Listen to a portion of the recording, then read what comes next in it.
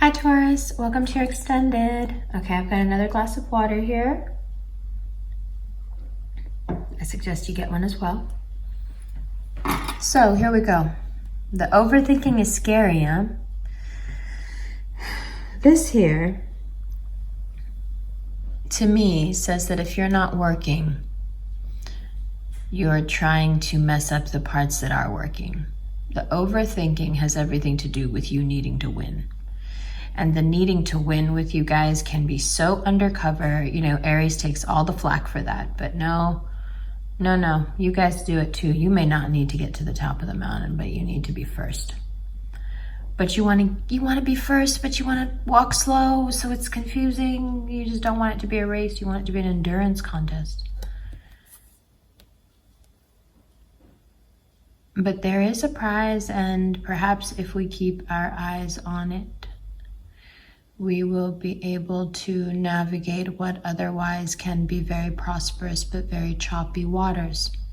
The fear being that financially everything will go swimmingly, and emotionally one ends up feeling empty. Because we know that for all the talk of material, some would say even to the level of avarice with Taurians, it's really nothing of the sort. It's more just a very sensual person. There is no selfishness to it, just a desire to experience it, to feel it. And the Four of Wands is really what is going to make you happy. And I know that's not what we're talking about or what we're supposed to be talking about. I know we're just supposed to be talking about what's supposed to happen, and that's all, and that's it. But isn't this what makes you happy? I mean, sure, you like to work. Sure, you like money. Sure, to a certain extent, you like to be first, like I said. And who doesn't love getting out of a toxic rut? But what makes you happy? Not what satisfies you, not what isn't too bad. What genuinely makes you want to celebrate? That is what is important. That you cannot find as the Taurus that you have been so far. That is another kind of Taurus. That is a Taurus, like I said in one of the daily horoscopes, with roses wrapped around their horns. A Taurus that has remembered what may have been forgotten a long time ago, perhaps even in childhood. That although you are a forceful animal with an explosive temper and a very short fuse and extremely dangerous weapons right in your line of sight on both sides of your head, an animal and a being and a human and a temper and a mind that can turn on a dime and charge at you at full speed.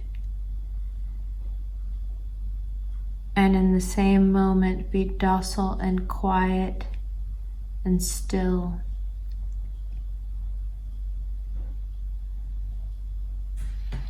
That person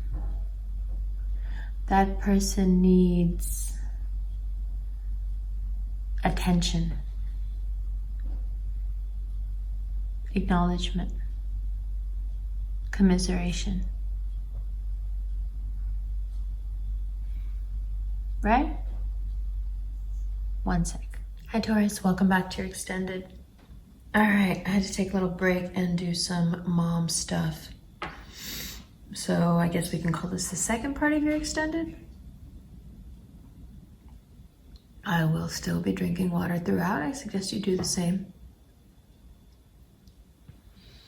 So the part of you that values the material has a lot of progress to make and needs quite a lot of rest.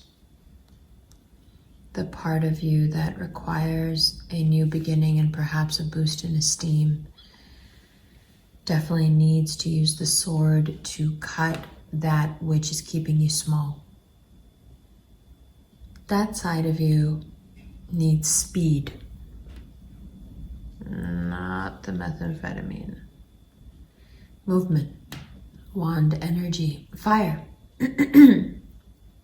So you can see the obvious issue here. On one hand, the part of you that works really hard physically needs rest, physically and mentally. And on the other hand, the part of you that is really emotional and likes to stay at rest needs to move, and needs to move very quickly. Why? Because although you have sentimentality on one side, and of course it needs to be addressed, on the other is this overwhelming push, this wave of opportunities that really makes it obvious right at the beginning of the year that money wants to come to you, it wants to find you. Can you be so distracted by, I would assume, a romantic relationship, but anything, where the toothpaste can't put back into the tube? Are you so lost in that emotion, excuse me while I move this, that you're missing out on very important messages? Messages that are probably coming through text or email, right? Are you missing out on an opportunity to take your particular work, whatever it may be, excuse me, into the technological space, however that applies to you? Or are you sad over this fixed energy, Taurus, that is no longer a part of your life and is still perhaps messaging you, which is rude, to say the least?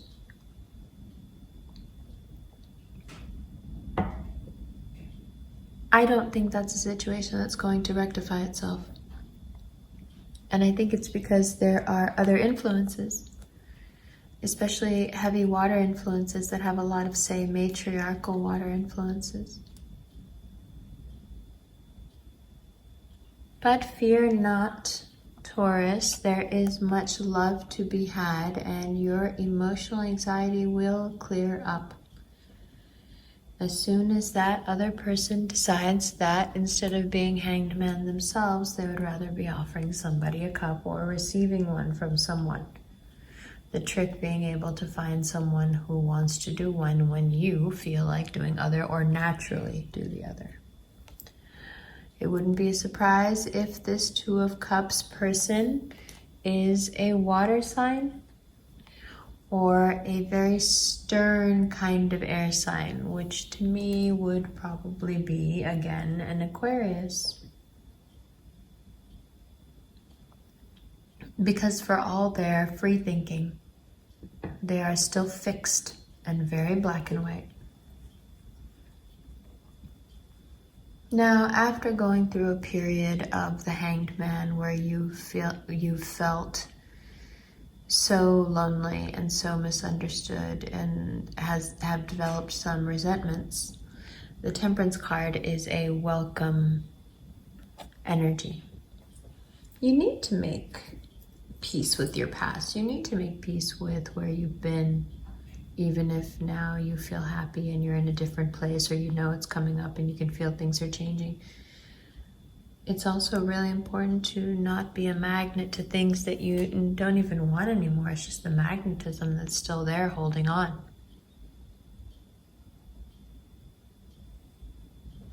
Right? All right. Now,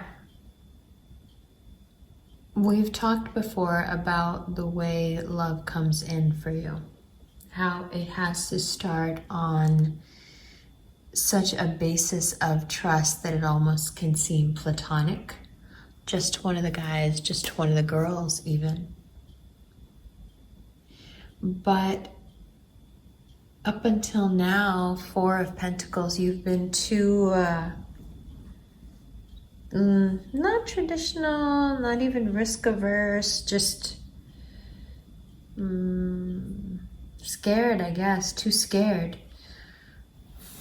Because it goes from Four of Pentacles to the Fool. Too scared to risk liking someone, really liking someone. And usually people like that end up getting married and doing all the things very quickly once they decide that they want to. The reason it takes them a while to decide if they want to or not is because there is always this.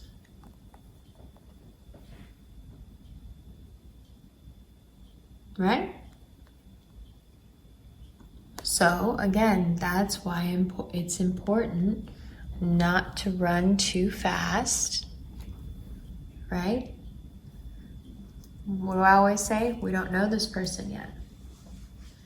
You want to take the risk, and the risk seems to work out, but it's also important that you don't drag this into your future, whether it's this person or the person past.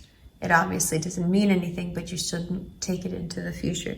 You shouldn't build something based on that.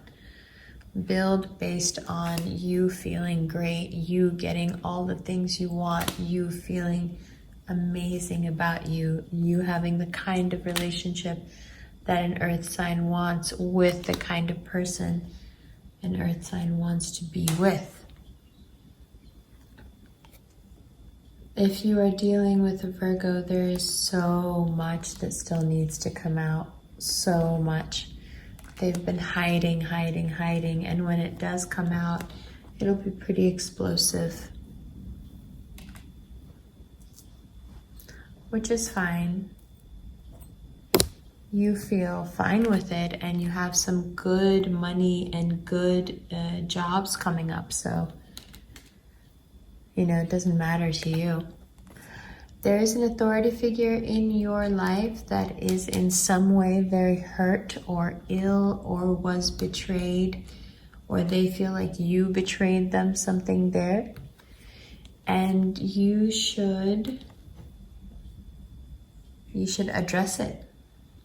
Goes back into your childhood even. This is probably like a grandparent or a parent. There are things that now that you're not a child and this person is who they are that you need to resolve.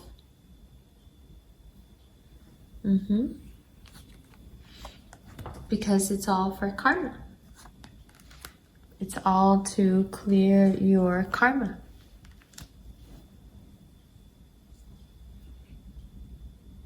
Right?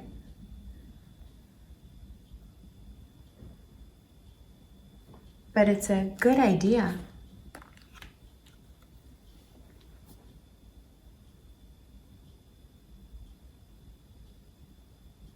It just doesn't work that way. You have to get to the point where you like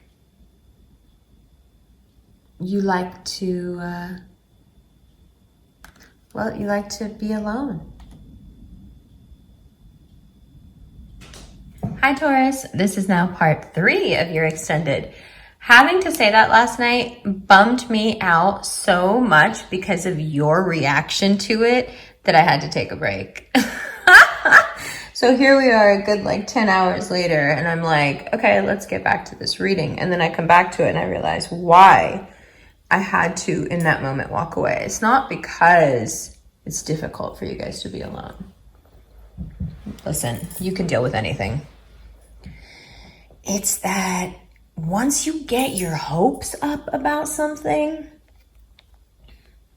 once you let someone in, once you let yourself dream, perhaps the distinction here that I'm looking for is to dream big.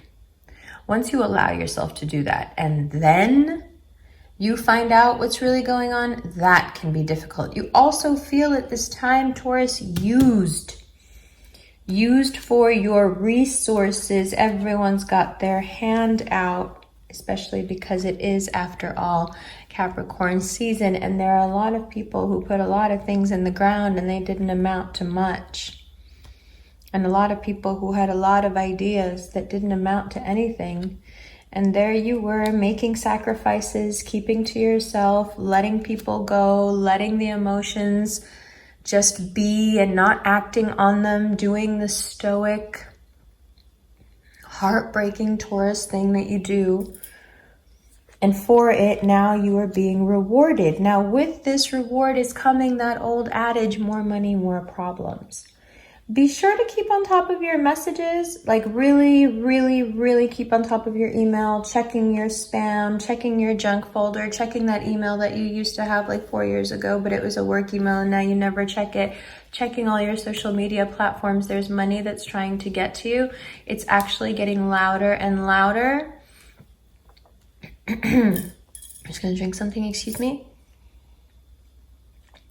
Because you're not paying attention. This is also a very clear sign to me that whatever you're currently involved in work-wise, as risky as it may seem, it would behoove you to move on. Learn something new, perhaps add to what you already know, but do something more. Now, everyone wants to talk about love, and there was just an eclipse. But love for you right now is a different thing. I think once you have gotten your hopes up and you've let someone in, regardless of what their character is like, when the truth comes out. Welcome to part 4 of your extended. That was my child calling. Did I mention that I'm a Vedic Taurus? Okay. The money is trying to find you, but the truth wants to find you more. Your emotional life, as does everyone's emotional life, has a tendency to really become bothersome when it comes to money if you don't see the wave coming. Now, the good thing about Taurus is that you do see the wave coming. The horrific thing is that you don't move. Excuse me. I'm obviously taking off my shoes. Okay. Now, the wave in this case is all good, but we still want to catch the wave instead of have it break on us. You see this distinction here? So how do we do that? Well, one of the things Taurus does, perhaps unknowingly, is that when something good comes in, you have a tendency to second guess it for so long that it becomes a moot point. It's no longer there to be received. Even if the thing is still there, it's lost its energy, it's lost its magic. And that self-deprecation doesn't necessarily have to do with insecurity or inadequacy. I think it's almost an extreme form of humility. And it can be actually quite manipulative, to be honest. Not that you mean it to be, but it is. Instead, to have a healthy confidence in oneself and be able to accept what is handed to you, accept what is given, accept there has to be a lack of ego, a lack of pride to be able to do that. If one cannot take what is offered in the outstretched hand, then one becomes very isolated, because after all, living in the world is about this transactional give and take of either energy or money or services or feelings or what have you that happen between people. So the lack of the ability to receive can be detrimental in every way, because again, everything is about interpersonal relationships, and interpersonal relationships are all about giving and receiving. So if this receiving that you have to do, if the hand that's outstretched is the universe in this form or that form or that form, that needs to be okay. What Taurus wants is, I want this hand attached to exactly the kind of body or the kind of person or the kind of institution or the kind of principle that I believe in only. The rigidity of this takes what could be a vast open field of abundance rushing towards you and filters it down to like that. And that's what we want to avoid. We want to avoid specifically the mistakes that we've made in the past when it comes to knowing that we have some sort of magic, knowing the money could roll in, and then choosing to, for whatever reason, not take advantage of it. But things have changed quite some. You have become a lot more bold, a lot more exciting, a lot more risk. You're more prone to taking risks. I think that the period of a few hard years, let's say about 4 that you've been through, has taught you, if nothing else, that regardless of if you take the risk or not, the consequences are just as serious. I think there is this mistaken assumption, this misconception that people have that it is the riskier choice that causes the more extreme outcome. And statistically, when you look at it, it's just not the case. Things end up being extreme or not being extreme depending on the situation, and that's it. So you're feeling quite bold after having, been through some pretty tough years where society tells you if you've been through these or that kind of tough years, this is who you are as a person, this is how you must be, this is how you must dress, this is the age you are, this is what you should be concerned with. And to be able to break away from all of that and focus on, focus on freedom, focus on travel, focus on going out there and having your own life. There is a Gemini around that can absolutely help you do that. That can help you soar to new heights. If not a Gemini, then a love relationship in general. And if you're going back and forth about that person and you just don't know what to do, and if you're wondering if that person is in some way being dishonest to you, or if there's something, wrong there, I think what you have to realize is that your doubt, your fear is taking someone who could be painted any way that you want and is turning them into a specific past situation that you have that was exactly this. When someone comes in that actually is worthy of you, you cannot judge them up against the bar being set that they have to meet shouldn't be set by the toxic ex before them. Instead, we're looking now at this air sign, especially if this is a Gemini, we're looking at them as someone who wants to communicate their destiny, wants to communicate their life path, wants to talk about these greater existential ideas about what it means to be alive and where we're going and how do we get there and what parts of us get there. And, it's all really, it's healthy, it's sexual, it's fiery, it's centered on self, but in a good way, it's powerful. And there is, of course, a bit of ego. There's no way around it. These two cards together, there is a bit of ego there, but the kind of ego that I think one needs when one needs to get their point across. So the end of the reading really speaking to, yes, there are people who have opinions on this and that, and you are also allowed to have an opinion, but you cannot use being pulled back into that mindset as an excuse to take someone in your present back to that mindset with you. No, back to the future business, please. Do you understand what I'm saying? You can't not refuse to change how you move and then apply what you see in that environment to someone who's not in that environment. Is that more confusing or less? All right, Taurus. I love you. I'll see you in February.